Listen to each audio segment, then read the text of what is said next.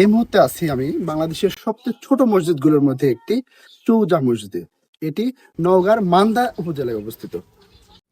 এক কক্ষ বিশিষ্ট এই মসজিদের মূল অংশে একসঙ্গে ইমামসহ মোট 7 জন মুসল্লি একসঙ্গে নামাজ আদায় করতে পারেন। পুরনো এই মসজিদটি স্থাপত্য রীতিতে সুলতানি আমলের ভাবধারার ছাপ সুস্পষ্ট, কিন্তু এই মসজিদটি ঠিক কত সালে কে নির্মাণ করেছেন সে সম্পর্কে সঠিক কোনো তথ্য এখনও পাওয়া যায়নি। মসজিদের দেওয়া বাইরের সাইনবোর্ড থেকে জানা যায় 2002 সালের 19শে জুন মসজিদটি সংরক্ষিত পুরাকীর্তি হিসেবে ঘোষণা করা হয়।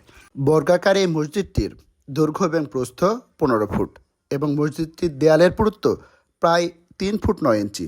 মসজিদের মূল দরজাটির উচ্চতা 5 ফুট এবং উত্তর এবং দক্ষিণ পাশে দুটি ছোট দরজা আছে যার উচ্চতা 4 ফুট 9 ইঞ্চি। এক গম্বুজ বিশিষ্ট এই মসজিদটি 3টি খিলান বা দরজা এবং 4 কোণায় 4টি মিনার আছে। তবে বর্তমানে মসজিদের বাইরের অংশে সংস্কার করে অনেকটা জায়গা জুড়েই মুসল্লিদের জন্য নামাজের জন্য বিশেষ ব্যবস্থা করা হয়েছে।